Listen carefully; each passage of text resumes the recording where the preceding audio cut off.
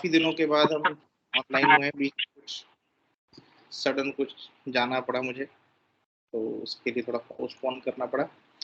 तो हमारा एक टॉपिक जो था फेरम फॉस एंड प्रिसाइसनेस, वो और दो टॉपिक थे, मतलब एक क्लिंकिंग का, बोरेक्स का, और फेरम फॉस का, प्रिसाइसनेस। तो आज हम दोनों के बारे में बात करेंगे पहले, and then we will move on to Origanum. तो शुरू करते हैं इसको।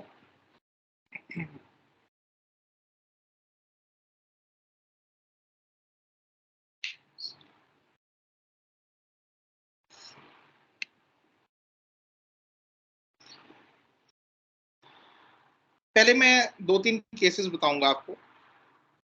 एक रिसेंटली हाल ही में, जब लास्ट ईयर ब्राजील गया मैं, तो वहां पे एक लड़की थी, अराउंड 6-7 साल की रही होगी। She was having this problem of seasonal allergies, food allergies, काफी तरह की एलर्जीज थी उसको। अगर उसकी एक बार देखता हूँ, मैंने फोटो भी निकाल के रखी हुई है। ये बच्ची थी, अगर इसकी क्लियरली फोटो दिख रही है आपको तो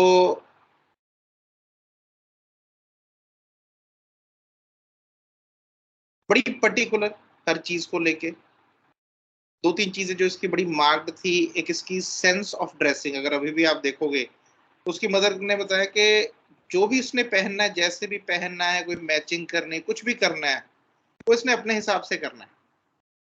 और आसपास के सब लोग यही बोलते हैं कि इसकी जो एक सेंस ऑफ ड्रेसिंग है वो बड़ी खूबसूरत है, बहुत ही ब्यूटीफुल है। दूसरी चीज जो बड़ी मार्क थी, that was her drawings. She was a very good artist. मैंने इसकी मदर को बोला भी था, उन्होंने अभी भेजा नहीं, शायद जब भी वो भेजेंगे तो मैं आपको ग्रुप में दिखाऊंगा। बड़ी बड़ी ही ब्यूटीफुल ड्राइंग्स, बड़ी सिमेट्रिकल ड्राइंग्स। और वो लगे बहुत ही छोटी उम्र से, मतलब अभी 7-8 साल की होगी जब हम लास्ट ईयर गए, तो बोल रहे उससे भी 3-4 साल पहले से वो ऐसी ड्राइंग्स बना रही है। ठीक है ना। Second thing. थर्ड थिंग, जब हम इससे बात कर रहे थे, जब इससे, so she was very very very attentive.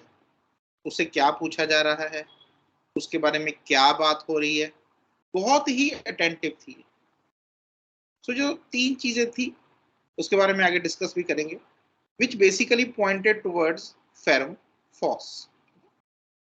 So ferrum phos में एक करेक्टर जो है, जो आप अगर है, आपको एक मार्कडली ये चीज मिल रही है, तो आप आंखें बंद करके फेरम फॉस दे सकते हो उसको। That is precision of mind increase. हमारा एक रूब्रिक है, प्रिसीजन ऑफ माइंड इंक्रीज। क्या मतलब? प्रिसीजन का क्या मतलब है? द क्वालिटी, कंडीशन और fact of being exact and accurate.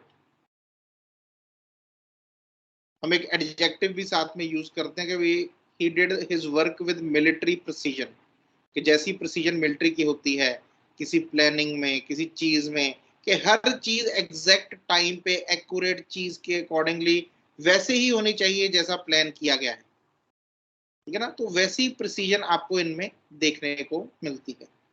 So in ferrum phos precision can be seen in narration of symptoms. एक लास्ट ईयर की बात है, एक और पेशेंट यहाँ क्लिनिक पे, एक अराउंड 65-70 ईयर ओल्ड लेडी रहे होंगे, who had joint pains, rheumatism का उनमें सिम्टम थे, स्लीपलेसनेस थी। सो जब वो आए, जब वो बैठे सामने, उनसे सवाल पूछे गए। जैसे उनको पूछा गया, जी दर्द कैसा होता है आपको? दर्द ऐसा होता है जी जैसे ना जोड़ में कोई जख्म हो गया हो, जैसे अंदर पस हो। और फिर वो ऐसे नहीं कि दर्द यहीं पे रहेगा, दर्द ऐसे आगे को फैलता जाता है, यहाँ तक, ये जो बाजू है यहाँ तक फैलता है फिर। ठीक है ना। ऊपर को भी अगर फैलता है तो इधर तक फैलता है, ऊपर को ज्यादा नहीं फैलता, लेकिन नीचे को यहाँ तक फैलता है दर्द, इसके आगे नहीं जाता। अगर उनको उनकी स्लीप के बारे में पूछा गया, नींद आ जाती है जी, शुरू हो जाती है, लेकिन 2 घंटे के बाद टूट जाती है, 1.25 घंटे के बाद, 2.5 घंटे के बाद वो टूटती जरूर है। और अगर टूट जाए, फिर आते आते 2-2.5 घंटे, 3 घंटे फिर से लग जाते हैं उसको। लेकिन ऐसा नहीं है कि उस नींद में मेरे को कोई घबराहट होती है या कुछ और होता है, नहीं। मैं सिर्फ टर्न लेती रहती हूँ और वेट करती रहती हूँ, कोशिश करती रहती हूँ कि नींद आ जाए। कोई खास सपने नहीं है, अगर कोई सपना आता है तो बहुत अच्छे से याद रहता है, वो बताया उन्होंने कि जो 2-3 सपने कोई रिपीट हुए हैं उनको कभी। सो जब वो अपने सिम्पटम्स को नरेट करते हैं, ठीक है ना, आप हमेशा देखोगे इसमें फिर they will be very exact कि वो सिम्टम क्या है, ठीक है ना। ऐसे हाथ लगा के जो इंसान पर भी यहाँ तक ही फैलता है जी, ऐसे नहीं कि सारी शरीर में जो आगे को आता रहता है। मोस्टली तो लोगों को पता ही नहीं होता भी एक्सटेंडिंग पेन होती कहाँ पे है उनको, ठीक है ना, कि पेन एक्सटेंड हो रही है इसी का नहीं पता होता लोगों को। उनको तो ये सारी बाजू में दर्द होता है, ये यहाँ पे पूरा दर्द हो जाता है।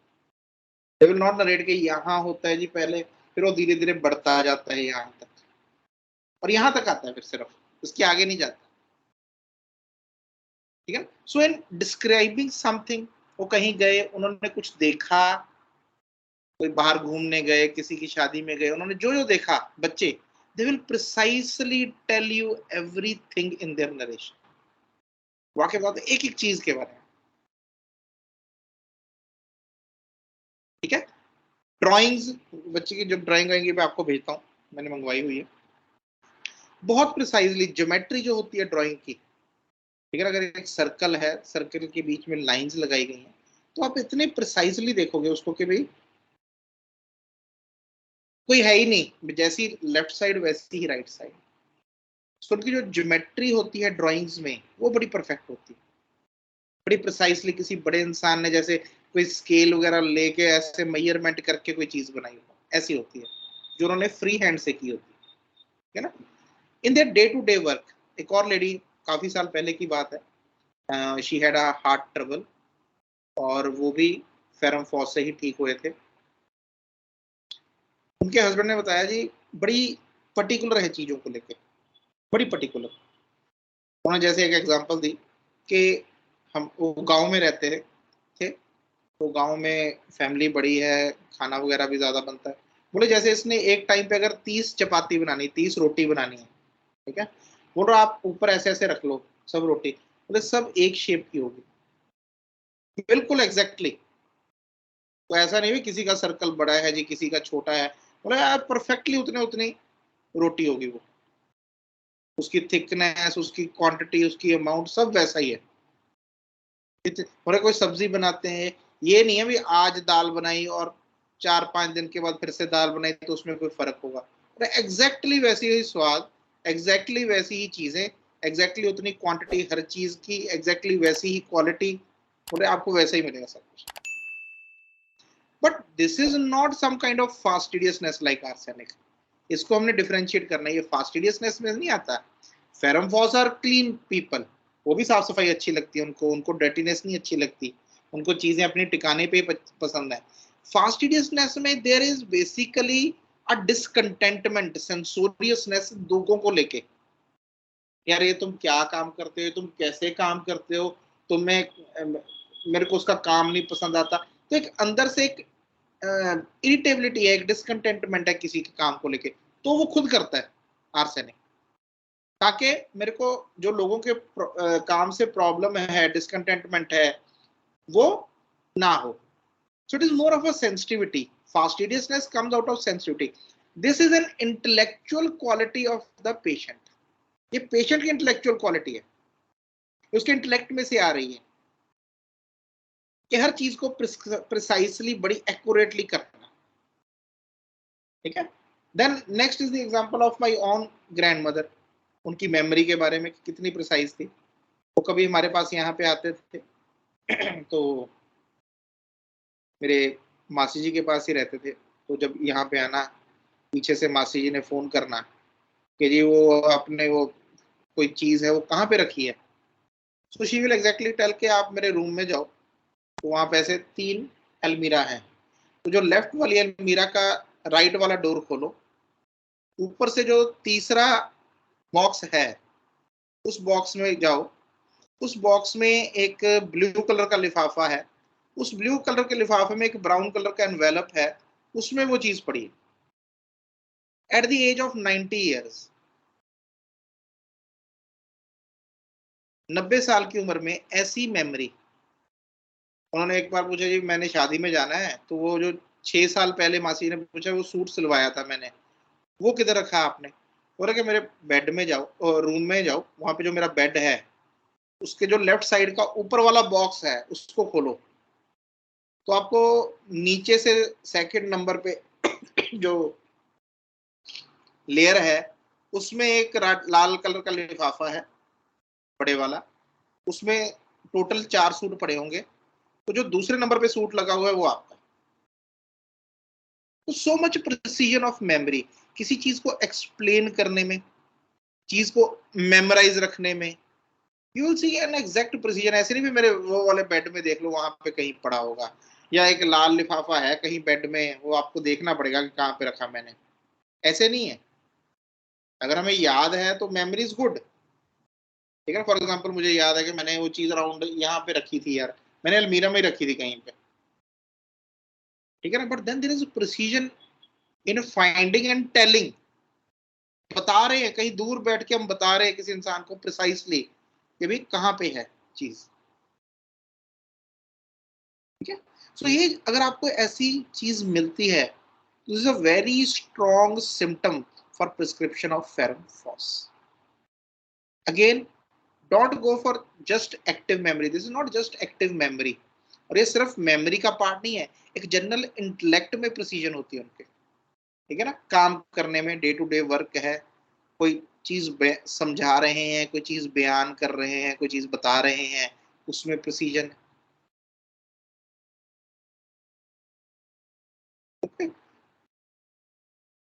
सम other characters of ferrum phos, और जो करेक्टर्स इसके साथ जुड़ सकते हैं, जो कि पॉइंटिंग कर सकते हैं, अगर ये करेक्टर्स हैं then you can give the patient ferrum phos. Second thing is generally you will find their dispositions to be courageous, है ना। ऑल्दो हम लेते हैं कि फॉस्फोरस थोड़े डरपोक लोग होते हैं, बट फेरम फॉस में ये कहानी नहीं होती।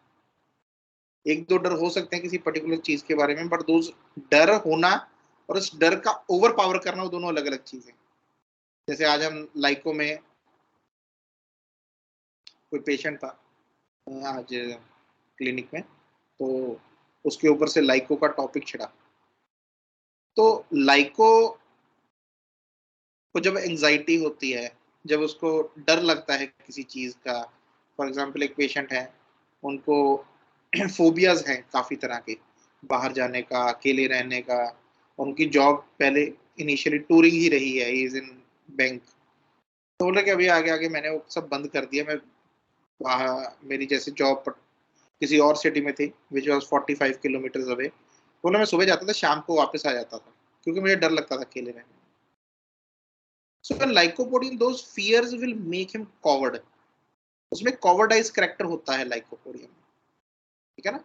वो डरपोक इंसान है लाइकोपोडियम, डर उसमें भी है, वो भी ओवर पावर करने की कोशिश करता है डर को, लेकिन उसके एक अलग तरीका है ओवर पावर करने का। वो एक ऐसी सर्वाइवल स्किल्स अडॉप्ट कर लेता है कि वो डर से बच के रहे। जैसे घर पे आ जाना, मैं तो घर पे आ जाया करूंगा, मैं तो अप डाउन करूंगा, मेरे को नहीं वहां पे रहना, मेरे को नहीं फालतू का खर्चा करना, whatever the reason, whatever एक मैनिपुलेशन वो करे, लेकिन वो अपना डर को ओवर इम्पैक्ट जो है डर का उसको ठीक करने के लिए वो कोई ना कोई ऐसे चीज अपने लाइफ में इंट्रोड्यूस कर लेता है, ठीक है। सो एक आपको अगर समझ है बिहेवियर्स की, तो आप समझ जाओगे भी ये डर की वजह से कर रहे हैं इंसान डर को। But on the contrary ferrum phos is very courageous person, कोई भी चीज काम करने में, कोई नया काम करने में, ठीक है ना, किसी के साथ बात करने में, किसी को हेल्प करने के लिए, यू विल फाइंड कि इस इंसान में इन जनरल जो एक फेरम का पार्ट आता है, फर्मनेस का, करेजियसनेस का, वो है, ठीक है ना। Second is firmness. फर्मनेस क्या होती है कि जहां पे जैसा करेक्टर एस्टेब्लिश कर लिया वहीं पे रहना। For example you will find ferrums to be honest, honest कुछ भी हो जाए जीवन में। एक मेरे पास पेशेंट आते थे, वो बिजली बोर्ड में थे डिपार्टमेंट में, बोले ये आसपास सब लोगों ने सारी उम्र रिश्वत ली है, मेरे को गालियां भी बड़ी दी। ना तेरा घर बनना है, ना तेरी कमाई होनी है, तेरे बच्चे भी रुलेंगे, उनकी भी पढ़ाई नहीं होनी। भगवान ने बहुत सहारा दिया जी, साथ दिया, सब कुछ अच्छे से होगा। लेकिन आज तक कोई भी मेरे ऊपर रिश्वत का एक पैसे का ये नहीं लगा सकता कभी इसने दिया। और मैं बोला कि मैं उस डिपार्टमेंट में काम करता था जो सबसे भ्रष्ट डिपार्टमेंट है हमारे उसमें पूरे कारपोरेशन। और उन्हें आसपास वाले लेते और मेरे से इसीलिए उनकी गुस्सा रहता था, भी ये नहीं लेता। और मैंने शिकायत भी नहीं की कभी किसी की, ये नहीं मैं किसी को जाकर तंग करना है, शिकायत करना नहीं। लेकिन मैं अपनी बात पे फर्म था कि मैंने नहीं करना है। बहुत मुश्किलें आई, बहुत कुछ हुआ। लोग गलत काम के लिए बहाना दे देते हैं, ये हमारा जीवन ही ऐसा था, करना पड़ा। Ferrum phos is very firm on the part of characters, जिसका करेक्टर है, जो उसने काम करना है और वो जो काम कर रहा है उसके अपने बिलीफ के ऊपर बड़ी फर्मनेस होती है उसकी, ठीक है ना। उसका बिलीफ कोई ऐसे डोलने वाला नहीं होता। अगर उसको अपने आप के ऊपर कॉन्फिडेंस है, अपने काम के ऊपर कॉन्फिडेंस है, तो कोई भी उसको क्रिटिसाइज करके ये करके डोलेगा नहीं। वो उसको पता मैं ठीक हूं। They are very firm in that वे,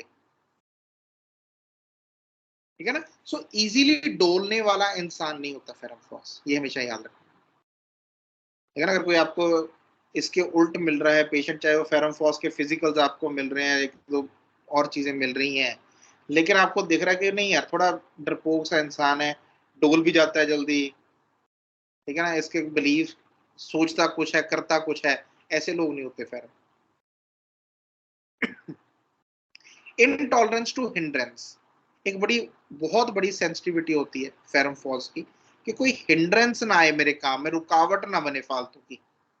ये बहुत बड़ी सेंसिटिविटी है उसकी। डिस्टर्ब्ड, कोई हिंडर करे, काम कर रहा है बीच में आके कोई गेस्ट आ गए, गुस्सा आता है उसको, यार कहाँ से आ गए मेरे काम करने का देने में। वो हिंड्रेंस होगी एक। काम कर रहा है कुछ पढ़ रहा है, कोई चीज कर रहा है, अपनी ड्राइंग कर रहा है, कुछ भी कर रहा है, वाइफ ने आके बोल दिया जी जाओ ये सामान ले आओ, उसको ये नहीं पसंद। काम होगा खत्म फिर जाऊंगा मैं, और बीच में मेरे को आके डिस्टर्ब मत किया।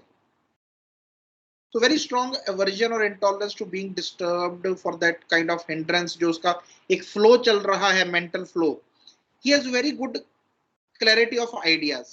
जो फेरम फॉस है उसकी जो आइडियाज हैं, व्यूज हैं, उनकी क्लैरिटी बड़ी अच्छी होती है, ठीक है। They are very clear to him कि कोई भी आइडिया है, कोई भी थॉट आया, कोई आर्टिस्टिक थॉट आया, कोई क्रिएटिव थॉट आया, कुछ करने का मन में विचार आया, उसकी क्लैरिटी बड़ी होती है, ये कैसे कैसे कैसे प्लान आउट होता है उसका सारा कुछ। तो उस प्लानिंग में कोई भी हिंड्रेंस आती है, कोई रुकावट आ जाती है, कोई उस प्लानिंग को डिस्टर्ब कर देता है, उसको बहुत गुस्सा आता है फिर। He can not tolerate it. And the last thing is the watchfulness, ठीक है, पहले भी इसके ऊपर हमने बात की हुई है। दे आर वेरी वॉचफुल, और ऑफ बच्चे खास करके, ठीक है ना, खास करके ऐसे बच्चे जो कोई सेरेब्रल, जहाँ पे हमें बाकी इतने नहीं मिलते, कोई डाउन सिंड्रोम है, सेरेब्रल पाल्सी, आप उनकी आंखें देखोगे तो उनका ध्यान होता है हर मूवमेंट के ऊपर, इधर से कौन आया उधर देखेंगे, फिर वो कौन हिला, कहाँ से आवाज आई, ठीक है ना, डॉक्टर ने उठा उसने क्या किया। They are watchful of every movement which is happening in their surroundings,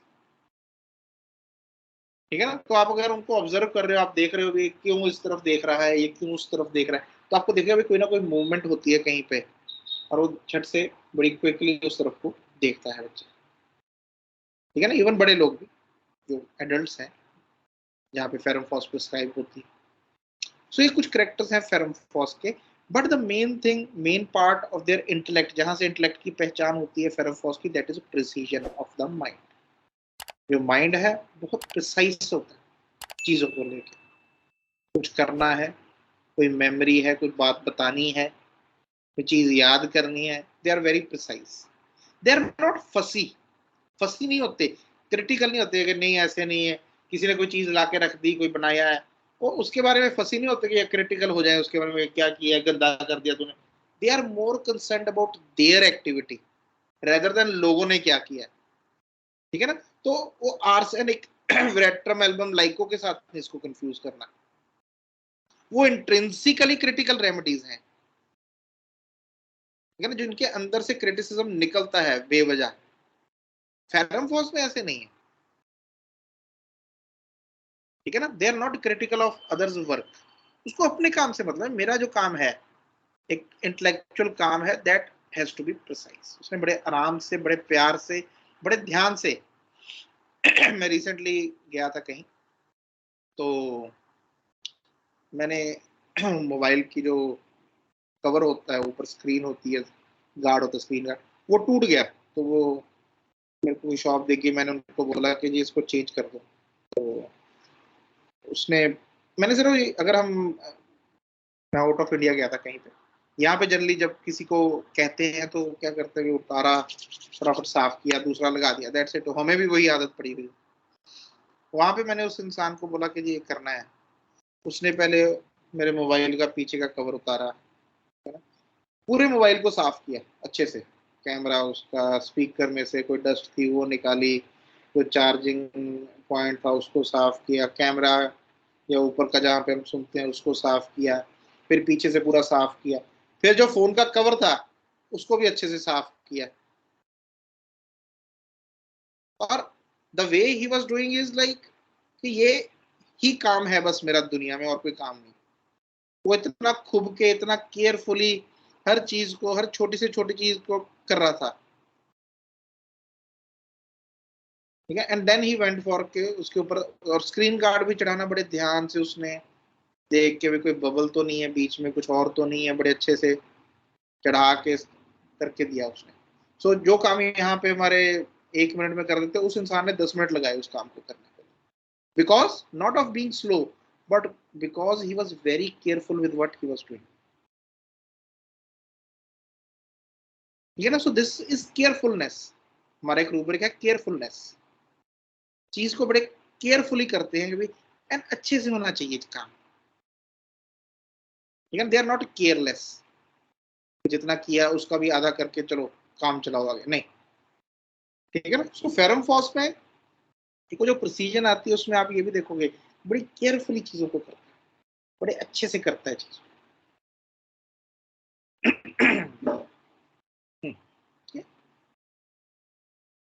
so next is the clinging of borax. Again एक एग्जांपल देता हूँ केस का। एक बच्चा था, आया पीछे, कुछ साल पहले की बात है, 2-3 साल पहले की। उसकी चीफ कंप्लेंट थी कि उसको एपिस्टेक्सिस होता था एक तो, second was that child was very over sensitive to everything, बहुत ही ओवर सेंसिटिव। किसी ने छोटा सा भी कुछ बोल दिया उसने रोना शुरू, चिड़चिड़ापन बहुत ज्यादा। क्लिनिक में बैठे बैठे फादर की गोद में बैठा है, अराउंड 10-11 साल का लड़का, फादर की गोद में बैठा है। वो थोड़ा सा उसके बारे में बताने लगे, वो इरिटेट होना शुरू हो गया, मेरे बारे में बता रहे हैं ऐसे, फादर के उधर फेस करके बीच में घुसना शुरू हो गया, भी चलो चलो चलो यहाँ से, चलो यहाँ से, ठीक है ना। सो एक इरिटेबिलिटी थी उस बच्चे में, ओवर सेंसिटिवनेस थी। उसको समझा भी रहे हैं कि बेटा मेडिसिन देनी है, उसके लिए बताना जरूरी है, but he is continuously getting irritable. Then mother told के एक और इसकी बहुत बड़ी प्रॉब्लम है कि जब ये सुबह उठता है, चिल्ला के उठता है, बहुत जोर से चिल्लाता है। जैसे इसका स्कूल का टाइम है, मैं नीचे चली गई किचन में खाना बनाने, इसके फादर रेडी हो रहे क्योंकि उन्हें भी निकलना होता है अपनी शॉप के लिए। तो इसने एकदम से ना बहुत जोर से चिल्ला के उठना, शुरू से ही इसका, जब से ये 4 साल का था, 5 साल का था, फिर हम भागते हैं इसकी तरफ, है ना। और जैसे हम इसके पास पहुंचे तो फटाफट हमें बहुत जोर से पकड़ लेना, और फिर 15-20 मिनट बोल रहे कि छोड़ता ही नहीं। बड़ी बार बोल रहा है इसी चक्कर में ना इसकी जो ऑटो है या बस है वो भी निकल जाती है स्कूल जाने की। 15-20 मिनट तक इसको थोड़ा सा करते रहेंगे सर, अगर तो डांट दिया कि हट क्या कर रहा है तू, है ना, तो और ज्यादा करेगा वो। और अगर नहीं डांटा, उसको थोड़ा प्यार से लिया, तो 15-20 मिनट वो ले लेता है रिलैक्स होने में, कूल डाउन होने। इन जनरल ऑल्सो फादर के साथ बहुत इनसिक्योरिटी है। अगर फादर फॉर एग्जाम्पल कहीं गए हैं शॉप पे, वहां से लेट हो गए, इसने रोना शुरू हो जाना, पापा आए नहीं, पापा क्यों नहीं आए, पापा क्यों नहीं आए, क्या कहाँ चले गए, क्या हुआ, मुझे सच सच बताओ भी हुआ क्या है। हाँ, कुछ नहीं हुआ, अगर कस्टमर है थोड़ा लेट हो जाएंगे, उसमें क्या है। नहीं नहीं, पापा को बुलाओ, पापा को बोलो जल्दी आओ। फिर जिद करता है कि मेरे को ले चलो शॉप के ऊपर। छोटा भाई है, उसके साथ लड़ाई झगड़ा होता रहता है, इरिटेशन बहुत है उसको, जेलसी बहुत है भाई को लेके। ठीक है ना, भी उसको कोई चीज दे दी, उसको अगर गोद में उठा लिया है, इसको इनसिक्योरिटी हो जाती है। सो इनिशियली चलो उसको थोड़ी एक दो रेमेडीज दी जिन्होंने काम नहीं किया, but then taking this into consideration, this kind of clinging, अगर हम क्लिंगिंग में डिफरेंशिएट करें, ठीक है ना, सुबह उठा बच्चा, उठते सार ऐसा, उसको अगर पूछते कोई डरावना सपना देखा, नहीं कोई सपना नहीं था। धीरे धीरे करके उसने ये बताना चाहिए, उठता हूं तो कोई नहीं होता, इसलिए मैं डर जाता हूँ, पता नहीं क्या हो गया। और ये चीज उसको 6 साल से ये चीज की समझ में नहीं आ रही कि मदर खाना बना रही होती है और फादर रेडी हो रहे होते। This is the main thing with borax. 6 साल हो गए, ठीक है, 4 साल की उम्र में वो कुछ ऐसा फीलिंग आई और उसने किया स्टार्ट, लेकिन अभी वो 10 साल का है बच्चा। ठीक है ना, वो बच्चा अभी 10 साल का है, 10 या 11 का जितना होगा वो। तो ये पिछले 6-7 साल में उसको ये चीज उठते ही समझ में नहीं आती कि मेरी मदर खाना बना रही होगी और फादर तैयार हो रहे होंगे। From there you can understand about the intellect part of borax. कोई जो डर है वो इतना ज्यादा होता है कि वो इंटेलेक्ट काम ही नहीं करने दे रहा, वो एक बेसिक इंटेलेक्ट को काम नहीं करने दे रहा।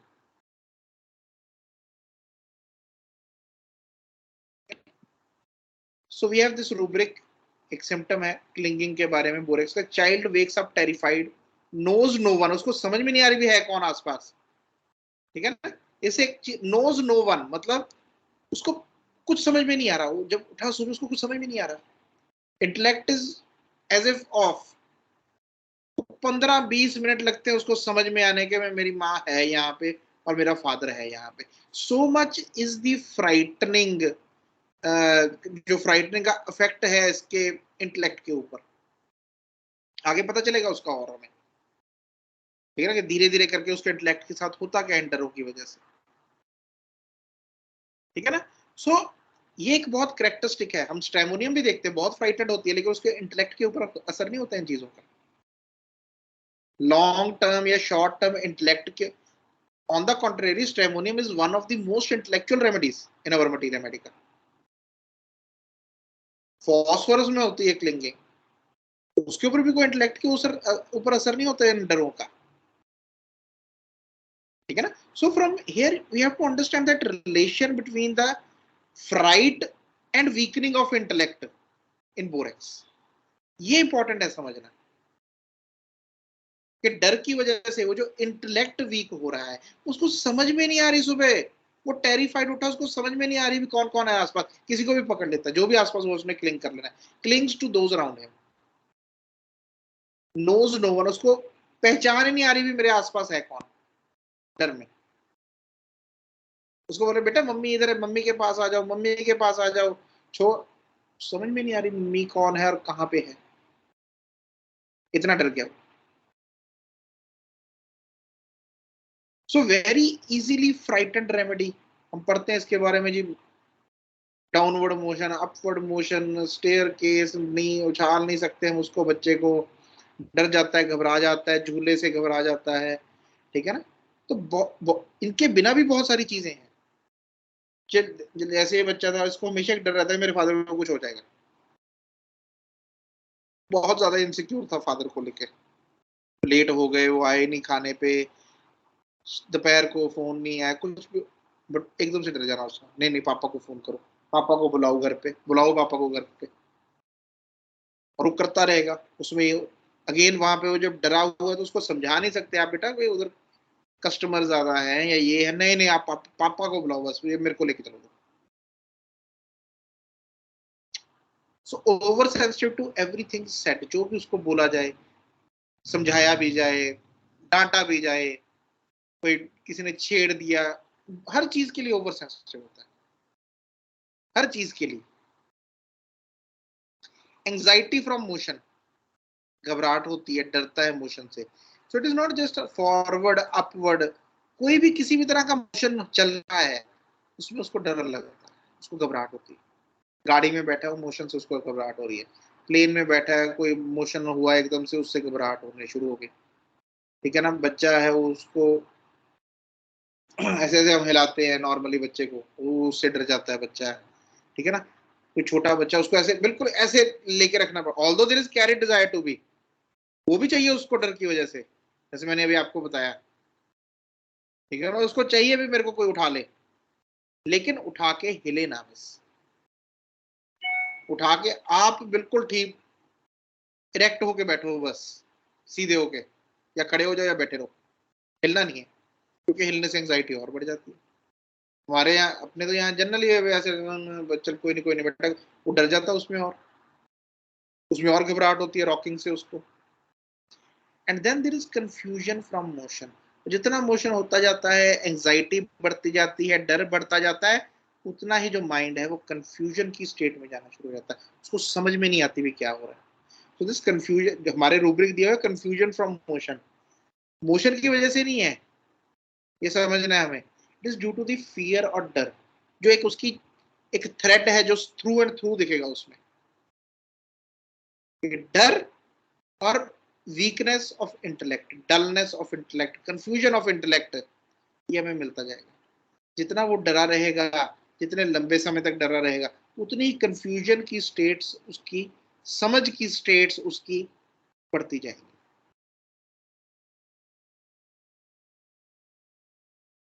ठीक है ना, सो ये जो कोरिलेशन है ये पेशेंट में जब दिखता है, then always think about borax, सोचना ही सोचना इसके बारे में, और almost all the times you will end आपके आपके बाकी के सारे सिम्टम्स भी बोरेक्स के साथ मिलेंगे।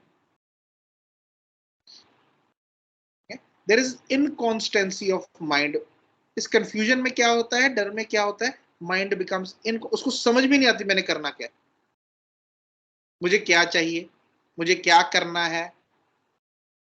एक इनकॉन्स्टेंसी बन जाती है इंटेलेक्ट की, कि इंटेलेक्ट किसी भी जगह पे कॉन्स्टेंटली नहीं रह पाता, क्योंकि समझ में नहीं आ रही करना क्या है, कुछ पता ही नहीं लग रहा क्या करूं, डर लग रहा है लेकिन करूं क्या।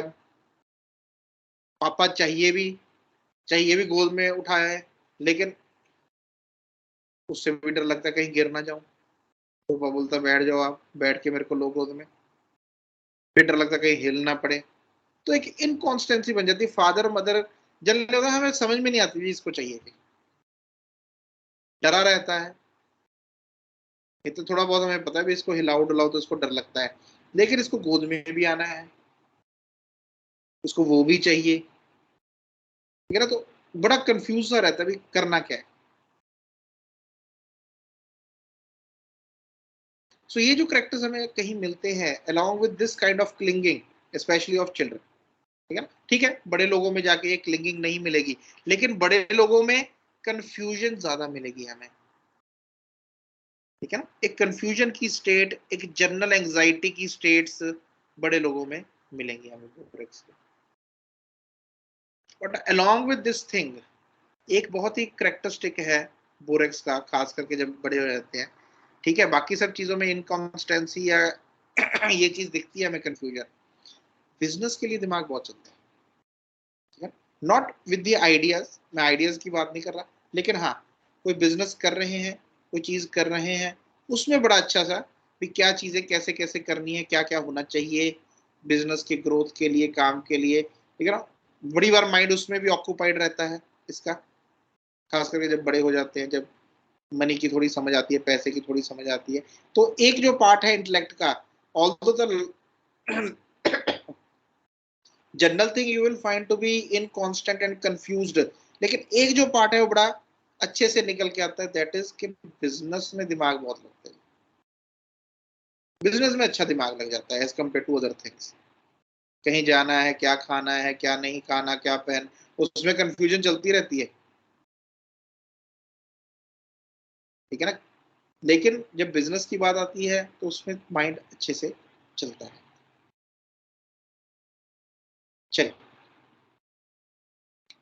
सो this is about borax clinging, ये जो ये कोरिलेशन है इसमें इंटेलेक्ट में एंड उसके डरों में, उसकी एंजाइटीज में और इंटेलेक्ट में, how it affects the intellect, which is not seen in other remedies who are present in clinging. So we will start with organum. पिछली बार 154 एफर्स हमारा रह गया था, तो उसको थोड़ा सा करके फिर 156 की तरफ मूव करेंगे। तो इसके पहले वही बात चल रही थी कि जो हमारे PQRS सिम्टम्स है, पेक्यूलियर कैरेक्टरिस्टिक सिम्टम्स हैं, वो कैसे हमें मेडिसिन सिलेक्ट करने में हेल्प करते हैं। उसी की आगे कंटिन्यूएशन में है कि इफ द एंटीटाइप मींस कि जो हमने रेमेडी सिलेक्ट की है, constructed from the list of symptoms of the most suitable medicine contain those peculiar, uncommon, singular and distinguishing symptoms which are to be met with in the disease to be cured in the greatest number and in the greatest similarity. और हमने जो एंटीटाइप बना ली, एक list of symptom है जो बहुत peculiar, uncommon, singular है किसी पेशेंट में, उसके डिजीज फिनोमेना में, और वैसे ही हमें एक मेडिसिन मिल गई जिसमें ये सारे सिम्टम्स हैं इन द ग्रेटेस्ट नंबर, जितने ज्यादा मिले, इन द ग्रेटेस्ट सिमिलैरिटी। जैसे अभी मैंने बोरेक्स का बताया कि एक सिमिलैरिटी है, बच्चा डर के उठता है, उठते ही उसको जो भी पास में उसको उसने पकड़ लिया, तो एक ग्रेटेस्ट सिमिलैरिटी में हमें वो सिम्टम एक पेशेंट में मिला, ठीक है ना। कैरेक्टरिस्टिक सिम्टम है, एक अनकॉमन सिम्टम है, हर बच्चे में चीज नहीं मिलती, ठीक है ना। So this medicine is the most appropriate homeopathic specific remedy for this morbid state. So हमें ये जो दवाई हमने ढूंढी है, ये जो एंटी टाइप हमने ढूंढी है, ये मोस्ट स्पेसिफिक रेमेडी है इस मॉर्बिड स्टेट के लिए। If it be not one of very long standing will generally be removed and extinguished by the first dose of it. अगर डिजीज कोई बहुत लंबे समय से नहीं चल रही, तो एक पहली डोज देने के बाद ही वो बड़ी इजीली रिमूव और एक्सटिंग्विश हो जाती है। और मैंने पर्सनल एक्सपीरियंस में भी ये देखा है कि काफी लंबे समय से भी हो, अगर उनमें कोई ज्यादा हैफाजार्डली कोई दवाइयों से या कोई अननेचुरल डिजीज या कोई आर्टिफिशियल डिजीज नहीं प्रोड्यूस की गई, तो one dose is sufficient in many long standing cases also. बहुत से ऐसे केस देखे जहाँ 2-2 साल हो गए, रेमेडी रिपीट भी नहीं करने की जरूरत। I had a case of rheumatoid arthritis, उनको आरसायोड दी गई थी, बहुत ही बुरी हालत में थे वो, कंप्लीटली बेड रिडन, चल भी नहीं पाते थे, उठना बैठना सब हेल्प के साथ होता था। 2 साल तक उनकी मेडिसिन रिपीट ही नहीं हुई and she was continuously improving 2 साल तक। और 2 साल के बाद भी क्यों रिपीट हुई? क्योंकि कोई पुराने सिम्टम्स एसिडिटी के, ये सब चीजें, ये उनको कॉर्न आने शुरू हो गए जो बहुत पहले होते थे फीट के ऊपर, और कॉर्न टेप लगाते रहते थे, तो उसकी वजह से फिर दोबारा एक बार रिपीट करनी पड़ी आफ्टर 2 years, ठीक है ना। So will generally be removed and extinguished by the first dose of it without any considerable disturbance. बिना कोई डिस्टर्बेंस के वो पहली डोज के साथ ही उसको रिमूव कर देगी। अगर बहुत लंबे स्टैंडिंग की, अगर आपकी डिजीज बहुत परफेक्ट है, लेकिन अगर बीमारी लंबे समय से नहीं है, तो उसको पहली डोज में ही वो रिमूव और एक्सटिंग्विश कर देगी, ठीक है ना। सो जो रिपीटिशन कितनी बार रिपीट करें जी, जरूरत नहीं होती रिपीटिशन की। The experience tells us कि रिपीटिशन की इतनी जरूरत नहीं होती जितनी जरूरत सही दवाई ढूंढने की। हमें ये लगता है कि चलो दवाई के, लेकिन रिपीटिशन ऑफ डोज के ऊपर हमने इतना सवाल करते हैं, इतना दिमाग में, तो कब करें जी डोज रिपीट? क्योंकि एक कंसेप्ट बैठा हुआ होता है कि डोज जो भी मेडिसिन हैं, जैसे देते हैं ना, ये जिस सुबह दोपहर शाम खा लेना दवाइयाँ, 2 टाइम खानी है, ये वाली दवाई 4 टाइम खानी है, तो वो एक दिमाग में बैठा हुआ है, दवाई तो बार बार लेनी पड़ती है। वो दवाई इसलिए बार बार लेनी पड़ती है क्योंकि वहां पे दवाई काम करती है और उसका एक्शन कुछ देर में खत्म हो जाता है। एक्शन आपके ऊपर भी कुछ देर में खत्म हो जाता है दवाई का, but your medicine is not working, it is just stimulating. Stimulate करके वो अपना एक्शन खत्म कर देती है and the vital force is working to cure you itself. ये डिफरेंस है जो हमें समझना है। आप अपनी मेडिसिन से सिर्फ स्टिमुलेट करते हो क्योर प्रोसेस को, स्टिमुलेट करके दवाई का काम खत्म, खत्म उसका काम। Allopathic medicine they don't stimulate any process. तो जो कम है उसको बढ़ाना है, जो बढ़ा हुआ है उसको कम करना है, इस ये प्रोसेस है, ठीक है ना। सो इसीलिए पूरे ऑर्गेनाइज में डॉक्टर हनीमन यही बता रहे हैं हमें कि मेडिसिन को जो प्राइमरी एक्शन है उतना ही काम है उसका, कुछ समय के लिए बस, कुछ घंटों के लिए, कुछ दिनों के लिए उसने अपना प्राइमरी एक्शन करना है बस, उसके बाद सब काम ही वाइटल फोर्स का है। तो अगर उसमें कोई कंसिडरेबल डिस्टर्बेंस नहीं होती, विदाउट एनी कंसिडरेबल डिस्टर्बेंस जो वाइटल फोर्स का प्रोसेस चल रहा है, तो रिपीटिशन की जरूरत ही नहीं है। रिपीटिशन की जरूरत तो तब पड़े जब वाइटल फोर्स अपना काम करना बंद कर दे, and then we need another stimulation, ठीक है ना। I have a case of myasthenia gravis, Bombay से कोई पेशेंट है बच्चा। अब बच्चे को मेडिसिन दी, बच्चे में जो थी मस्कुलर वीकनेस वो ठीक होनी शुरू हुई, वो बच्चा खड़ा होना शुरू हुआ, वो बच्चा बैठना शुरू हुआ, ठीक है ना। But he had this history, बहुत पुरानी हिस्ट्री, कि उसको सिक्रीशन बहुत होती है, नेजल सिक्रीशन एंड एवरीथिंग। तो जब भी उसको वो एपिसोड आता है सिक्रीशन का, ऑब्वियसली थोड़ा साथ में फीवर आता है, तो दोबारा से डिमिनिश हो जाती है उसकी स्ट्रेंथ। तो उसको मेडिसिन दी कि उसके सिक्रीशंस भी ठीक हुए, ये सब चीजें ठीक होती गई 2-3 महीने 4 महीने, ही वॉज फाइन, स्ट्रेंथ बढ़ रही है, सब कुछ हो रहा है। तो जब 4 महीने मेरे को दिख रहा है ठीक हो रहा है, मैं क्यों छेड़छाड़ करूँ उसके साथ? ये सिर्फ मायस्थीनिया ग्रेविस है जी, हो सकता है इसको दोबारा दोबारा बार बार रिपीटिशन की जरूरत पड़े। हमारी रिपीटिशन डिजीज के ऊपर डिपेंडेंट नहीं है, इस चीज को समझिए। हमारी लड़ाई है एक डिजीज फोर्स की और एक मेडिसिनल फोर्स की, वाइटल फोर्स और डिजीज फोर्स की, सॉरी, लड़ाई है एक वाइटल फोर्स है जो हमें कोशिश करती है अभी इंसान जीता रहे लंबे समय तक तंदुरुस्त होके, और एक डिजीज फोर्स है जो उस वाइटल फोर्स के कंप्लीटली ऑपोजिट है, इस इंसान को बीमार कर। हमारी हेल्प सिर्फ इतनी है कि वाइटल फोर्स की फोर्स को बढ़ाया जाए, हम डिजीज फोर्स के साथ कुछ नहीं करते, हमारा है ही नहीं कुछ एक्शन, हमारा कोई काम ही नहीं है डिजीज फोर्स के अगेंस्ट। किसी के अगेंस्ट जाके हम वैसे भी कोई काम नहीं कर सकते, आप जितनी मर्जी अपनी बुरी आदतों को छोड़ने की कोशिश करते रहो, नहीं छूटती। कैसे छूटेंगी जब हम उनके साथ लड़ाई कर रहे हैं? हमें तो सिर्फ साथ देना है अच्छे का, आप अच्छी आदतों का साथ देते रहो, बुरी वाली चली जाएंगी। आपको कोई अच्छे विचार है उनका साथ देते रहो, बुरे वाले चले जाएंगे। वैसे ही यहाँ पे अच्छी जो हमारी एक हेल्दी रखने की फोर्स है, हमने तो सिर्फ उसका साथ देना है कि उसको थोड़ी सी ताकत दे दी जाए, काम अपने आप करती रहे, ठीक है ना। So you don't need fixed scenario for repeating the medicine, ठीक है ना। इस चीज को हमेशा याद रखना है, मेडिसिन की रिपीटिशन जब जरूरत पड़े, वाइटल फोर्स बोले कि भी थोड़ी सी अभी दो मेरे को, मैं करूँ और काम आगे, ठीक है। चलिए, now we will go to 156, ठीक है। There is however almost no homeopathic medicine, be it ever so suitably chosen, that, especially if it should be given in an insufficiently minute dose, will not produce in very irritable and sensitive patients at least one trifling unusual disturbance, some slight new symptoms whilst its action lasts। बोले ऐसे कोई भी homeopathic medicine नहीं है, हम जितनी मर्जी suitably choose कर लें और जितनी मर्जी माइन्यूट डोज दे दें, ऐसी कोई भी दवाई नहीं है जो थोड़े से इरिटेबल सेंसिटिव पेशेंट्स में नए सिम्टम ना प्रोड्यूस करे, थोड़ा सा वन ट्रिफलिंग अनयूजुअल डिस्टर्बेंस सम स्लाइट न्यू सिम्टम, कोई नई चीज ना प्रोड्यूस करे, ऐसी कोई होम्योपैथिक दवाई नहीं, सब करती हैं, ठीक है ना, सब करती हैं। क्यों करती हैं वो भी बताएंगे, और उसका क्या करना है ये भी बताना है, ठीक है ना।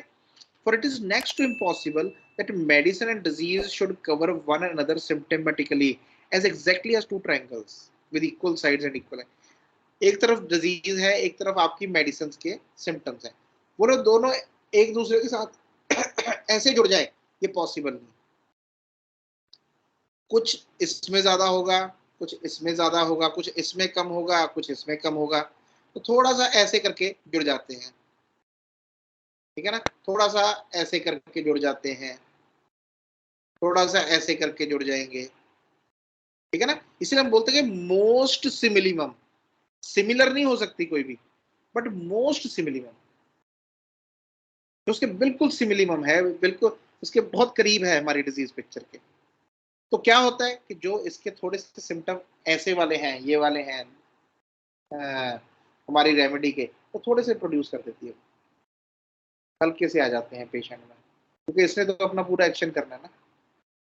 But this in ordinary circumstances unimportant difference, बोले बहुत अनइम्पॉर्टेंट डिफरेंस है ये, इसका कोई फर्क नहीं पड़ता, लेकिन पता होना चाहिए हमें कि ये जो नया सिम्टम है ये क्यों आया है। But this unimportant difference will be easily done away with by the potential activity or energy of the living organism। जब वो वाइटल फोर्स स्टिमुलेट होगी तो ये जो छोटा सा सिम्टम है, थोड़ी सी डिस्टर्बेंस है, इसको अपने आप ही ठीक कर लेगी, उसके बारे में फिक्र करने की जरूरत नहीं। And is not perceptible by patients not excessively delicate. वो जो बहुत डेलिकेट नहीं है उनको तो समझ में नहीं आती कि भी ऐसा सिम्टम आके क्या है मुझे, और जनरली यही होता है, नहीं पता लगता पेशेंट्स को। तो बहुत ही ओवरली सेंसिटिव है फिजिकली पेशेंट, वो थोड़ा सा, जिनको हम इडियोसिंक्रेटिक पेशेंट्स बोल देते हैं, वो थोड़ा सा करते हैं कि ये नया आ गया जी, मेरे तो कभी हेडेक नहीं हुआ, वो हो गया, कभी सिर का भारापन आज तक नहीं हुआ, आपकी मेडिसिन लेते ही हो गया। ये भी आते हैं, वेट कीजिए, देखिए, चेक कीजिए कहीं आपकी मेडिसिन का सिम्टम तो नहीं है, अगर है तो उसको बोलो वेट करो, कोई नहीं, 4 दिन 5 दिन हफ्ता वेट करो, चला जाएगा, और वो चला जाता है, बशर्ते आपकी जो मेडिसिन है वो similimum. The restoration goes forward, restoration होती है हेल्थ की वैसे ही जैसे होनी है, notwithstanding to the goal of perfect recovery. ठीक है ना, परफेक्ट रिकवरी के गोल के साथ रिस्टोरेशन होती रहती है, if it be not prevented by the action of heterogeneous medicinal influences. बीच में क्यों, और बड़े पूछते बीच में कोई और दवाई नहीं ले सकते, क्यों नहीं लेनी, इसलिए नहीं लेनी कि वो जो एक्शन चल रहा है वो प्रिवेंट ना हो जाए किसी हिट्रोजेनस, हिट्रोजेनस मतलब जो नॉन सिमिलिमम है मेडिसिनल, नॉन सिमिलिमम मेडिसिन, कोई होम्योपैथी है नॉन सिमिलिमम है, कोई एलोपैथी है नॉन सिमिलिमम है, उनके मेडिसिनल इन्फ्लुएंसेस के साथ अगर इसका एक्शन नहीं डिस्टर्ब होता तो वो इंसान ठीक होता जाता अपने रिकवरी के ऊपर। और बाय एरर्स ऑफ रेजिमेंट, हमने कोई रेजिमेंट में ऐसी चीज कर ली, और by excitement of the passions, कोई गुस्सा ज्यादा आ गया, कोई एंजाइटी ज्यादा होगी, कोई ऐसी बात हो गई घर में, तो इन चीजों के साथ उनके ऊपर एक्शन के ऊपर आ सकता है इन्फ्लुएंस। ठीक है ना, तो पेशेंट को पहले बोल करके इन चीजों से थोड़ा दूर, अगर ठीक होना है तो इन चीजों के ऊपर ज्यादा मत दें। बट दो it is certain that a homeopathically selected remedy does, by reason of its appropriateness and the minuteness of the dose, gently remove and annihilate the acute disease analogous to it, without manifesting its other unhomeopathic symptoms. That is to say, without production of new serious disturbances, yet it usually immediately after ingestion, for the first hour or a few hours, cause a kind of slight aggravation. पूरा, लेकिन जो homeopathic selected remedy है generally क्या है कि उसकी appropriateness मतलब similarity की वजह से, माइन्यूटनेस की वजह से, जो एक्यूट डिजीज उनको जेंटली रिमूव करना शुरू कर देती है, खत्म करना शुरू कर देती है जो एक्यूट है। और एक्यूट्स में आप वैसे भी देखो कोई खतरनाक सिम्टम या कोई ज्यादा एग्रावेशन या न्यू सिम्टम नहीं आता विच हैव सीरियस डिस्टर्बेंस। ठीक है, ऐसा नहीं होगा without manifesting its other unhomoeopathic symptom, that is to say without the production of new serious disturbance. Acutes में ये कहानी नहीं देखने को मिलती। और आप देखते कि आज सुबह की बात है, कोई पेशेंट थे बड़े दिनों से, गला खराब, खांसी, जुकाम, थोड़ी सांस में दिक्कत, तो उनको इग्निशिया की डोज दी गई। डोज देने के बाद मैंने उनको बोला कि आप 2 घंटे के बाद मुझे फोन करके बताइएगा भी क्या हाल है। So after 2 hours she said कि काफी दिनों से स्नीजिंग चल रही थी, वो अभी बंद हो गई है मेरी, fever has come down without any antipyretic, now it is 98.6, भूख लगी है, प्यास थोड़ी सी बड़ी है मेरी, थोड़ा सा एनर्जी लग रहा है, अच्छा लग रहा है कुछ घंटों में। ठीक है ना, तो एक्यूट में हमें ऐसे नहीं वेट करना पड़ता जी 2 दिन लगेंगे, 4 दिन लगना, कुछ मिनटों में, कुछ घंटों में, पहले ही घंटे में आपको असर देखना शुरू हो जाता है, इमीडिएटली आफ्टर इंजेक्शन। अगर आपकी सही है दवाई तो immediately after injection, for the first hour और a few hours, cause a kind of slight aggravation, थोड़ी सी एग्रेवेशन करेगी, where the dose has been sub, लेकिन कहां पे करेगी, अभी ये भी देखना है एक्यूट में जनरली डॉक्टर कैंट लिखते हैं एक्यूट्स में हमें जनरली एग्रावेशन देखने को मिलती नहीं, it is so slight aggravation, patient को भी नहीं पता चलता, लेकिन बड़ी बार देखने को मिल भी सकती है। कब मिल सकती है? When the dose has been somewhat too large however for the considerable number of hours. ठीक है ना, जहां पे थोड़ी सी डोज हमने लार्ज दे दी, तो एक्यूट में हमेशा कोशिश करो थोड़ी डोज देने की, 2 ग्लोब्यूल, 1 ग्लोब्यूल, दैट्स इट, उससे ज्यादा की जरूरत होती नहीं। which has no which has so much resemblance to the original disease। लेकिन हमने पहले भी इसके ऊपर बात की हुई है, मेडिसिनल एग्रावेशन या डिजीज की एग्रावेशन और पेशेंट की एग्रावेशन दो अलग अलग चीजें हैं। आफ्टर गिविंग रेमेडी डिजीज के सिम्टम्स की एग्रावेशन हुई और पेशेंट की एग्रावेशन हो गई, दो अलग अलग चीज। ठीक है, पेशेंट की एग्रावेशन मतलब कि वो और डाउन चला गया, एनर्जी लेवल लो हो गया, मन वीक हो गया, बीमारी का तो चलो जो बुखार वगैरह था या खांसी तो बड़ी बड़ी, लेकिन उसके साथ साथ जो पेशेंट है वो भी खराब हो गया, और ज्यादा डाउन चला गया पेशेंट। आसपास के लोग देख रहे हैं नहीं ठीक नहीं लग रहा, पेशेंट पेशेंट नहीं ठीक लग रहा, पहले से डॉक्टर साहब ठीक नहीं है, मरीज डाउन हो गया मरीज। लेकिन now they are not telling about any symptom, वो बोलेंगे कि मरीज डाउन हो गया पहले से। But then there is just aggravation of disease where the patient is seemingly कि ठीक है, पेशेंट आंखें बंद करके बैठा था, थोड़ा आंखें खोल ली उसने, थोड़ा क्या हेडेक थोड़ा सा बढ़ा हुआ लग रहा है, लेकिन वैसे ठीक है, थोड़ा दो खाने को दो, मेरे को थोड़ी भूख लग रही है। तो मुझे बोल रहे डॉक्टर साहब ये बुखार तो है, खांसी वगैरह भी कर रहा है, लेकिन उठ के बैठा है, देखने में थोड़ा ठीक लग रहा है। सो this is the aggravation of disease, जो होम्योपैथिक एग्रावेशन होती है, ये थोड़ी सी हुई होगी एग्रावेशन, लेकिन पेशेंट जो है वो अभी पहले से बेटर लग रहा है। But it is in reality nothing more than an extremely similar medicinal disease, somewhat exceeding in strength the original infection। बोले कुछ और नहीं है, वो सिर्फ वही जो मेडिसिनल हमने डिजीज दी उसको दी है, मेडिसिन के रूप में एक मेडिसिनल डिजीज दी है which is similar to that, वो सिर्फ अपने आप को थोड़ा सा ये दिखा रही कि मैं तेरे से तकड़ी हूँ, बीमारी को ये दिखाने की कोशिश कर रही है कि I have more strength than you. ठीक है ना, क्योंकि अगर इसकी स्ट्रेंथ ज्यादा होगी, थोड़ी सी ज्यादा सिम्टम्स को बढ़ाएगी, दिखाएगी मेरे में स्ट्रेंथ ज्यादा है, और स्ट्रेंथ ज्यादा है इसीलिए तो जो ओरिजिनल अफेक्शन उसको ठीक करेगी, उसको रिप्लेस करेगी अपनी जगह से। So this slight homeopathic aggravation during the first hours, a very good prognostic that the acute disease will most probably yield to the first dose। और सबसे अच्छा साइन होता है कि अब पहली डोज में जो बीमारी है वो ठीक हो जाएगी।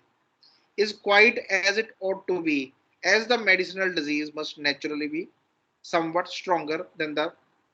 कुछ दिन पहले मेरा खुद का गला अभी हो ही रहा है मोस्टली सबको, बड़ा सोर थ्रोट हो गया, बोला नहीं जा रहा, खाने पीने में बड़ी मुश्किल, तो नहीं ठीक हो रहा, अपने आप कोशिश थी कि हो जाए, कुछ दिन वेट किया नहीं हो रहा, बढ़ता जा रहा है। तो एक मेडी अभी थोड़ा सा है लेकिन मच बेटर, 80 to 90% बेटर। तो जब मैंने मेडिसिन ली तो I was able to, before medicine I was able to swallow saliva, और लेते सार कुछ ही मिनट्स में, 4-5 मिनट में वो सलाइवा भी नहीं निकल पा रहा था, वो भी बंद हो गया। लेकिन दिमाग में एकदम से यही चीज आई कि अच्छा हुआ, ये अच्छा हो गया, इसका मतलब है ठीक हो जाएगा। और after around 20 minutes 15 minutes it started getting better, होता होता होता होता होता बिल्कुल ठीक हो गया। अभी थोड़ा सा रहता, थोड़ा वो भी हो जाएगा आजकल। ठीक है ना। सो जब ये चीज आप खुद पे भी देखते हो तो उससे भी उस चीज की बड़ी समझ में आती है कि हाँ ये एक ऐसी एग्रावेशन होती है, which is very good prognosis. ठीक है ना, एक बहुत अच्छा प्रोग्नोसिस होता है थोड़ी सी जो होम्योपैथिक एग्रावेशन हुई है। ठीक है। और क्यों होती है वो हमने पहले भी डिस्कस किया, क्योंकि जो हमारी मेडिसिनल डिजीज है वो जब तक स्ट्रॉन्गर नहीं होगी नेचुरल डिजीज से, उसको ओवर पावर और एक्सटिंग्विश नहीं कर सकती। Just as a natural disease can remove and annihilate another similar to it only when it is stronger than the latter। वो हमने एफोरिज्म 37-36 के अराउंड वो किया था हमने। ठीक है ना, कि 3 सिनेरियोज बताए थे जहां पे सिमिलर डिजीज और डिसिमिलर डिजीज के ऊपर कि अगर वो स्ट्रॉन्गर हो दूसरी वीकर हो तो क्या क्या पॉसिबिलिटीज हो सकती है, ठीक है ना। सॉरी, एफोरिज्म 43 to 48, तो ये हम इसको रिकॉल कर सकते हैं। The smaller the dose of homeopathic remedies, so much the slighter and shorter is the apparent increase of the disease during the first hours. ये मैं आपको बता रहा हूँ, ठीक है ना, कि जितनी स्मॉल हमारी डोज होगी उतनी ही छोटी और स्लाइट उसकी जो एग्रावेशन है वो होगी। So always start with a small dose, हमेशा एक छोटी सी स्मॉल डोज के साथ, ठीक है ना। बट अगर कोई बहुत ओवर सेंसिटिव पेशेंट है, आपको दिख रहा है बड़ी ओवर सेंसिटिविटी में, इनहेलेशन दो सिर्फ, उससे स्मॉल जो अपने पिल्स है उससे भी स्मॉल है, एक one simple single inhalation of the medicine and see how the result comes. आपको इतने ब्यूटीफुली देखेगा पेशेंट ठीक होता कुछ ही मिनट्स में, बैठे बैठे देख के क्लिनिक में बैठा लो जी, 10 मिनट बैठो यहाँ पे, आपको आके पेशेंट बोलेगा 5-7 मिनट के बाद तो काफी ठीक है जी पहले से भी, तो ठीक है ना। और उसी को फिर लोग पेशेंट चमत्कार बोलते हैं, 8 दिन हो गए एंटीबायोटिक लेते हुए, 10 दिन हो गए एंटीबायोटिक लेते हुए, आराम ही नहीं आ रहा, आपने ये स्मेल करवाया, मेरा तो 10 मिनट में ठीक हो गया, मैं तो अपने आप ही चमत्कार ही लगना। वो कभी 4-4 बार 5-5 बार दिन में दवाई ले रहे हैं, पेट खराब हो रहा है सब कुछ हो रहा है, भूख मर रही है लेकिन आराम नहीं आ रहा, और ये एक छोटी सी स्मेल करवाया इन्होंने तो ठीक हो गया, तो अपने आप ही चमत्कार लगना। कई पेशेंट आते हैं डॉक्टर साहब आपसे यहाँ से ना डोज लेके घर को जाते हैं, जाते जाते आराम आ जाता है मेरे को, आज तक हुए नहीं भी घर पहुंचने तक मैं बीमार हूँ। So quick is the action of our medicine and especially acute diseases. But as the dose of homeopathic remedy can scarcely ever be made so small that it shall not be able to relieve, overpower, indeed completely cure and annihilate the uncomplicated natural disease of not long standing that is analogous to it, we can understand why a dose of an appropriate homeopathic medicine, not the very smallest possible, does always during the first hours after its ingestion produce a perceptible homeopathic aggravation of this kind. बोल रहे कि हम दवाई को जितना मर्जी small कर लें, हम कभी भी इतना स्मॉल नहीं कर सकते कि वो जो नेचुरल डिजीज है उसको ओवर पावर करके उसको रिलीव करने की उसकी कैपेसिटी ना रहे। हम बोले जितनी मर्जी स्मॉल कर ले, उसमें वो पावर हमेशा रहती है कि वो नेचुरल डिजीज को ओवर पावर कर ले, उसके ऊपर एक्शन करे, ठीक है ना।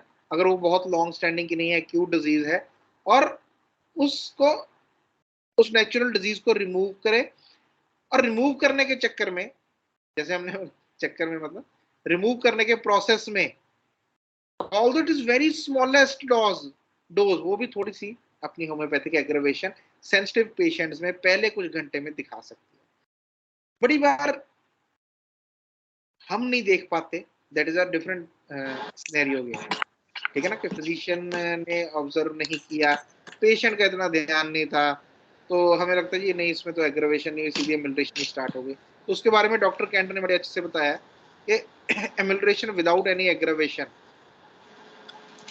ठीक है, जब एक है पहली amelioration and then aggravation, then is amelioration which is long lasting, पूरा परफेक्ट होती है, उसमें बेसिकली ये नहीं हुआ होता कि एग्रेवेशन हुई नहीं, उसमें हमने ध्यान नहीं दिया कि हुई है, और वो या फिर वो इतनी इम्परसेप्टिबल थी कि वो होके चली गई, ना तो पेशेंट ने उसको नोट करके बताया ना हमने नोट किया, लेकिन एग्रेवेशन हमेशा होगी, ठीक है ना। सो एक परसेप्टिबल होम्योपैथिक एग्रेवेशन है, अगर हम बड़े क्लियरली बड़े ध्यान से देखते तो परसीव हो जाती है, कि अच्छा ऑब्जर्वर है तो उसको पता लग जाता है भी ये सिम्टम थोड़ा सा एग्रावेट हो गया इसका, कुछ सिम्टम्स इसके एग्रावेट हुए हैं अभी, ठीक है ना। लेकिन स्मॉल डोज है जनरली जो एक्सपीरियंस है कि मोस्टली पेशेंट का ध्यान भी नहीं होता, हमारा भी नहीं होता, तो वो हमें इम्परसेप्टिबल सी होम्योपैथिक एग्रावेशन होके एमिल्ट्रेशन स्टार्ट हो जाती है, और वो एमिल्ट्रेशन उसको कंप्लीटली उससे फ्री कर देती है।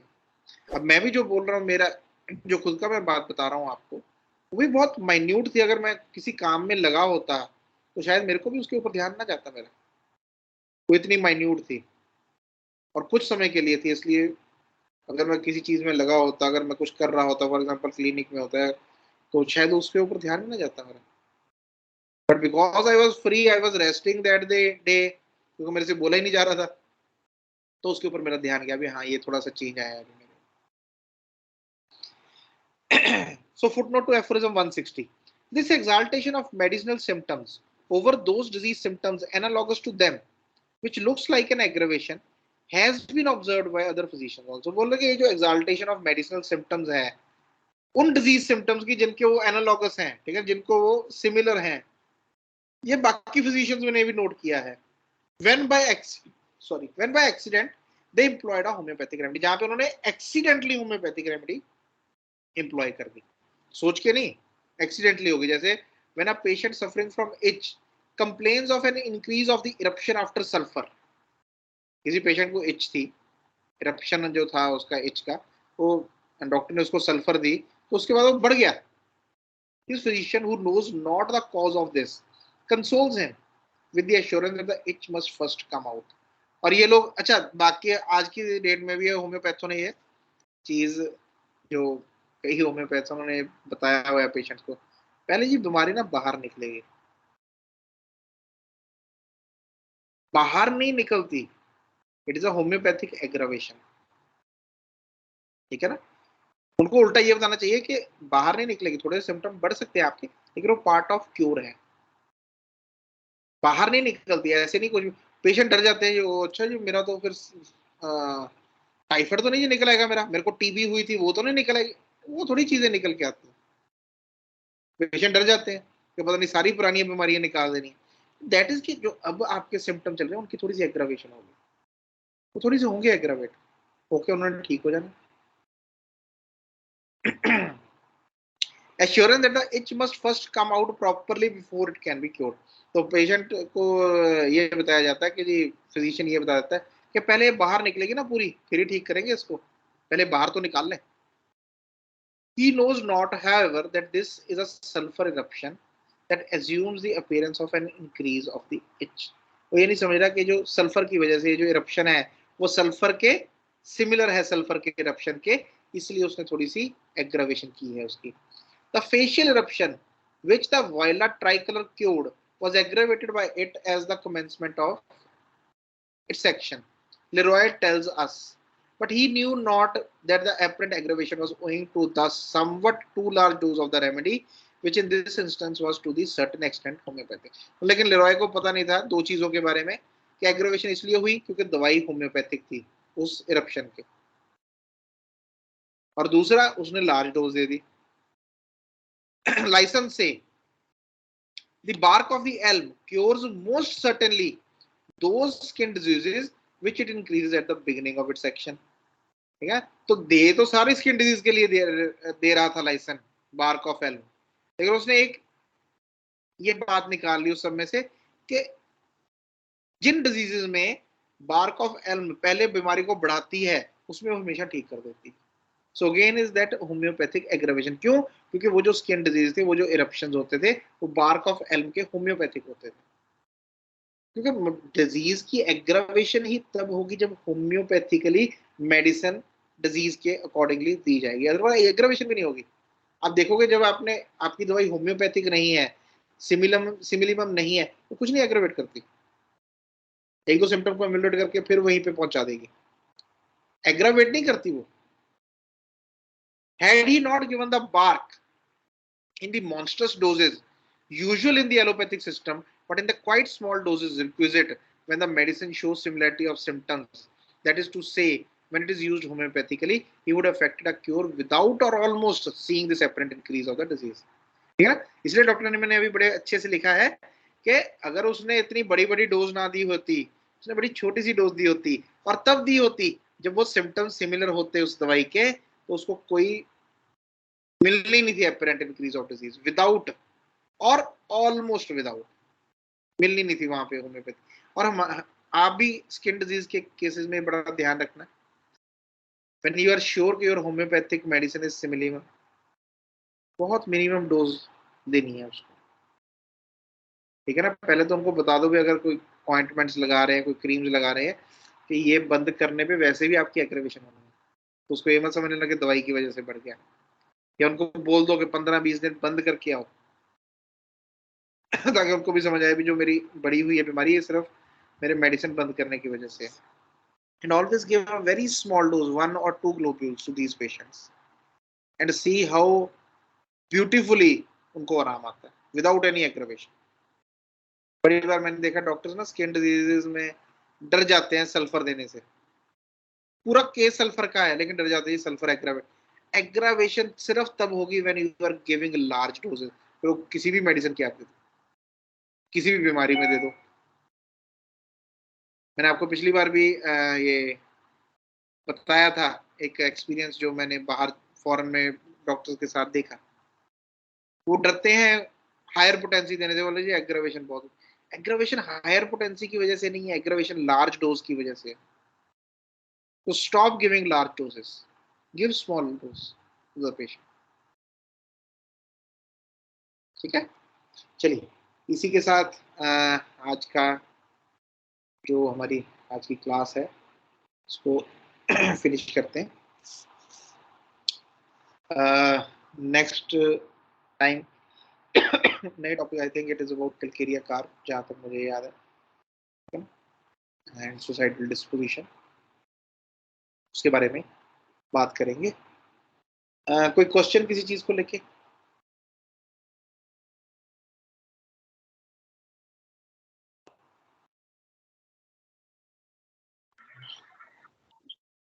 हेलो,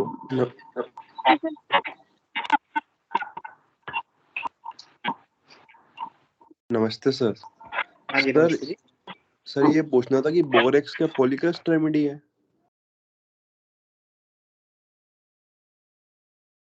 देखिए there is no such definition के ये कोई पॉलीक्रस्ट हैं, ठीक है ना, हमने किया हुआ differentiate.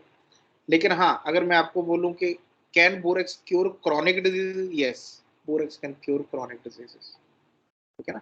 Now it falls under पॉलीक्रस्ट और नॉट, उसके साथ हमारी कोई प्रिस्क्रिप्शन का लेना देना नहीं। जी अगर क्रॉनिक कोई क्रॉनिक कोई डिजीज है, पुरानी है, तो ये नहीं है कि बोरेक्स उसको ठीक नहीं कर सकते, उसको ठीक कर सकते। Borax has that power. Okay sir, thank you जी। नमस्ते सर। हाँ जी नमस्ते जी। सर जब मेडिसिन देते हैं और पुराने सिम्टम्स आने लगते हैं फिर से पेशेंट को, तो सर पोटेंसी वही वाले देते हैं जो पिछले टाइम दिया था कि सर उसमें कैसे मतलब डिसाइड करें? देखिए पहले आप ट्राई कीजिए उसी पोटेंसी के साथ, ठीक है ना। तो जो जो भी आपने पोटेंसी दी हुई है go with the same potency. Then वो अगर आपकी वो पोटेंसी काम नहीं करती, पहली चीज, या दूसरी चीज के मेडिसिन जो नए सिम्टम आए हैं they are more functional as compare to structural, तो हम पोटेंसी को रेज करने की तरफ जाते हैं कि 1 m की तरफ या 10 m की तरफ। अगर आपकी मेडिसिन सही है, जनरली बिल्कुल सही है सिविलियन, तो आपकी जो सेम पोटेंसी है वो उन सिम्टम्स को भी ठीक करना शुरू कर देती है। बड़ी बार आपको दवाई देने की जरूरत ही नहीं पड़ती अगर नया सिम्टम है, वो आता है कुछ दिन रहता है चला जाता है अपने आप। ठीक है ना। जब आप अगर कोई नया सिम्टम आ गया लेकिन आपको ये भी दिख रहा है कि पुराने सिम्टम ठीक हो गए, तो मतलब कि एक्शन चल रहा है दवाई का, उसको डिस्टर्ब मत कीजिए। सिर्फ नया सिम्टम आ रहा है इसलिए रिपीट करनी है, that is not a reason. नया सिम्टम आया है, वेट कीजिए। अगर वो अपने आप नहीं जाता, अगर आपको लग रहा है अभी ये सिम्टम सेटल डाउन होना शुरू हो गया, 15 दिन हो गए, 20 दिन हो गए, 1 महीना हो गया, जा ही नहीं रहा symptom, then yes go for repetition, ठीक है ना। लेकिन वो आता है, ओके सर। 5-7 दिन रहा, फिर अपने आप ही चला गया, तो आपकी मेडिसिन तो वैसे ही काम कर रही है, आपको रिपीटिशन की जरूरत ही नहीं। लेकिन if it is a perfect this thing, तो सेम पोटेंसी में आप उसको रिपीट कीजिए। जी सर, थैंक यू। जी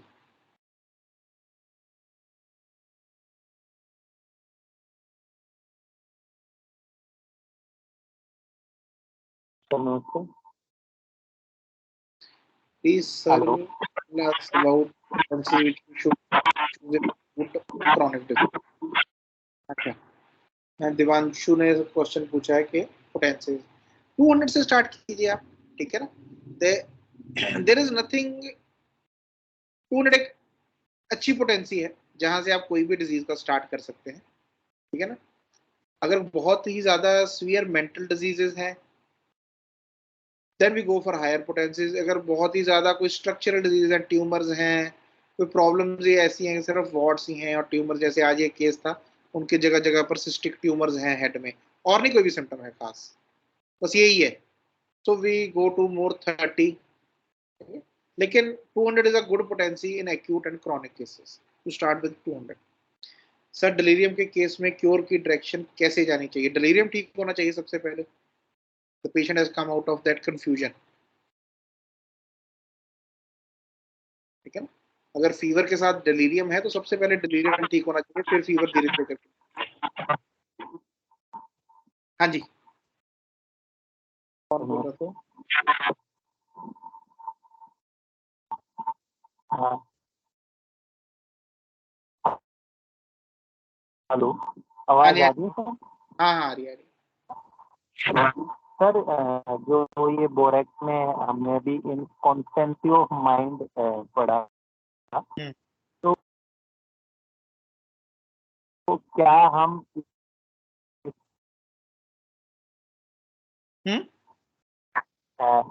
ये सर जो इनकॉन्स्टेंसी ऑफ माइंड है, क्या हम इसको पार्ट ऑफ कैप्रिशियसनेस कह सकते हैं या नहीं? नहीं, capriciousness is to do with desires. मुझे ये चाहिए, नहीं मुझे ये चाहिए, नहीं अभी मुझे ये चाहिए, अभी मुझे ये चाहिए, ठीक है ना। उसको ये नहीं समझ पा रहा मुझे चाहिए क्या। ये जो हम ये बात कर रहे हैं, it is more of confusion of the intellect. He is not able to decide, he is more of indecisive की तरफ तो जा सकता है, ठीक है ना, या मूड की इनकॉन्स्टेंसी की तरफ से जा सकता है, लेकिन कैप्रिशियसनेस की तरफ नहीं जाता है। In this inconstancy you will always find जो confusion है mind की वो ज्यादा है। There is confusion regarding almost everything। उसको गुस्सा आ रहा है कि घबराहट हो रही है, उसमें भी कंफ्यूज है, ठीक है। उसको पूछा तो तेरे को इतना गुस्से में क्यों, मैं कितने गुस्से में हूँ, उसको ये भी कंफ्यूजन है कि मैं गुस्से में हूँ कि नहीं हूँ, ठीक है ना। बड़ी बेसिक सी चीज है हमारे, ठीक है ना। So this is inconstancy. वो कॉन्स्टेंसी नहीं है एक चीज, करेक्टर की कॉन्स्टेंसी नहीं है, मूड की कॉन्स्टेंसी नहीं है, इंटेलेक्ट की कॉन्स्टेंसी नहीं है, इमोशंस की कॉन्स्टेंसी नहीं है। दैट ऑल एक जनरल पार्ट है माइंड का, अगर the patient is not happy.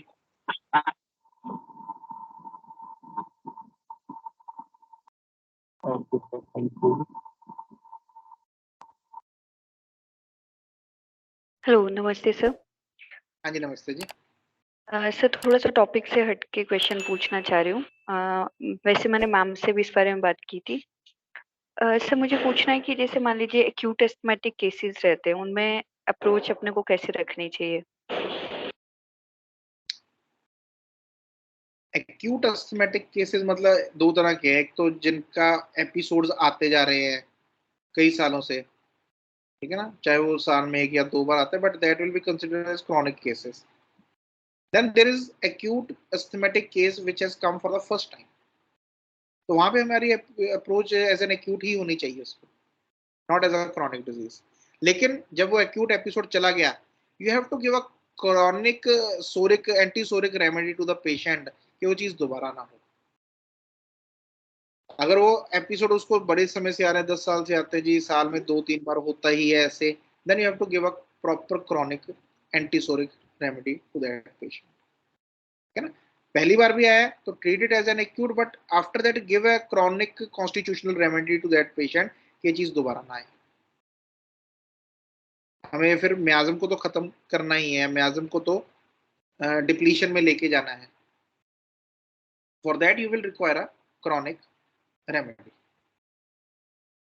Sir जैसे क्रॉनिक में भी अगर एक्यूट एक्सेजर्बेशन है, जैसे मान लीजिए पिछले साल भी था, इस साल फिर से आया वापस, तो वो जो एक्यूट वाला फेज है उसमें क्या सिम्टम्स अपने लिए ज्यादा महत्वपूर्ण रहते हैं?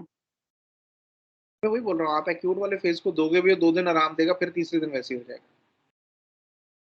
acute exacerbations में you have to give a constitutional remedy, don't give according to acute exacerbation। वो जो constitutional remedy है उस acute episode को भी ठीक करेगी,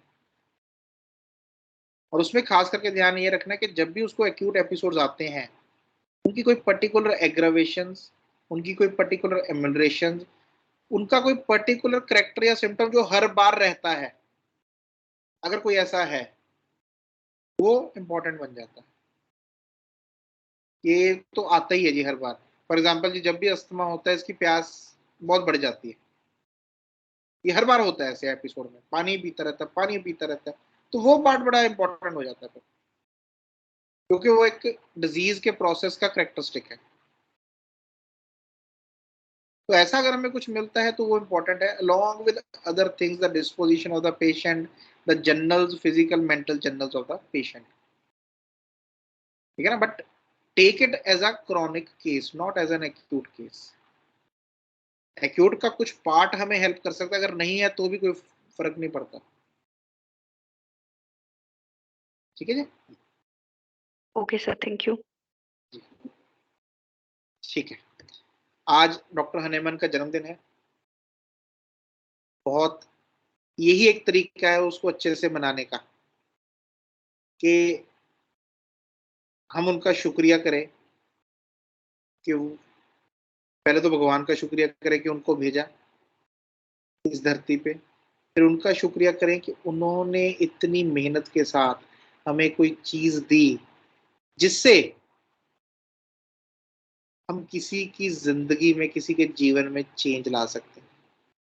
आज एक पेशेंट का फादर आया, तो पेशेंट इज बच्चा है सेरेब्रल पाल्सी का, तो बड़ी कॉन्ट्रैक्टेड स्टेज में ऐसे वो था बच्चा, ऐसे उसकी बाजू बाजू मुड़ी हुई है, ऐसे पूरा कॉन्ट्रैक्चर्स में था। तो आज वो आया, उसने बोला कि जी अभी कुछ समय पहले से एक दिन क्या हुआ, रात को सोया था बच्चा, और उसने ऐसे अपनी बाजू दोनों खोल ली, सोया हुआ था खोल ली।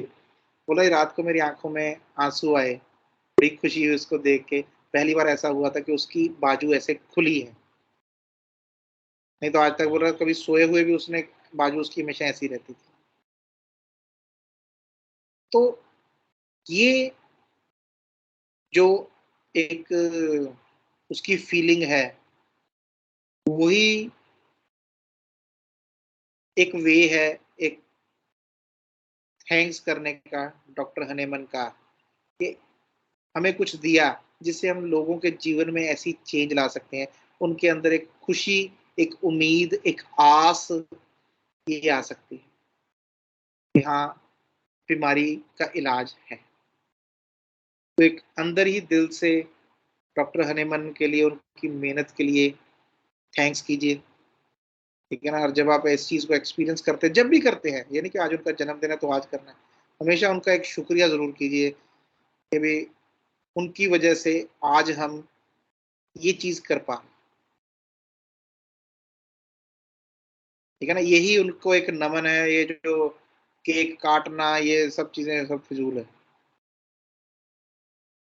डॉक्टर हनीमैन ने कभी नहीं बताया, कहा कि भाई जब मैं चला जाऊं तो सबको मेरी हिस्ट्री बताते रहना मेरे जन्मदिन पे। वो जो ज्ञान दे के गए हैं, जो गाइडेंस दे के गए हैं, ऑर्गेनन पढ़िए, वैसे तो रोज पढ़िए, लेकिन है तो उस दिन ऐसे एफोरिज्म पढ़िए या पढ़ाइए किसी को कि भाई जो उनकी गाइडेंस है, जो उनकी टीचिंग है, वो किसी तक पहुंचे। प्रोग्राम करके, फंक्शन करके, फोटो पे हाथ डाल के, फिर वो बाकी के 364 दिन वही उल्टे सीधे काम करने हैं, तो फिर उसका कोई फायदा नहीं, ठीक है ना। सो जब भी ऐसा कुछ होता है आपकी क्लिनिक्स में, आप उसी टाइम उनको एक शुक्रिया, एक थैंक्स दिल से कर दीजिए, एंड यू विल सी के आपको ये चीजें फालतू लगने लगेंगी। ये इन चीजों का इंपॉर्टेंस होने को होता है जो उनके इमोशन के साथ नहीं जुड़ पा रहे, तो ऊपर ऊपर से कुछ ना कुछ तो करना पड़ता ही है, ठीक है ना। So try to be in connect with his emotion through Organon. He has told about his emotions, about his feelings, about his everything, उसके साथ जुड़ेंगे आप, ठीक है ना। तो जो उन्होंने हमें करने को बोला है आज, उसके ऊपर बैठ के थोड़ी देर सोचिए कि वो करना है जीवन में, ठीक है ना। शुरुआत है आपके काम की, जो उन्होंने आपको दिया है, और अगर हमने ये कर दिया, this is the greatest celebration of his birthday. उससे बड़ा आप सेलिब्रेट नहीं कर सकते उनका बर्थडे। एक पेशेंट ठीक कर दिया, that is the celebration of his birth, कि वो आए थे और उन्हें जो चाहा था कि हम लोग करें, आगे चल के होम्योपैथ करें, वो हमने आज कर दिया, तो उनका जीवन सफल हुआ, उनका जन्म लेना सफल हुआ। चलिए, इसी के साथ आज की क्लास समाप्त करते हैं। Thank you everyone and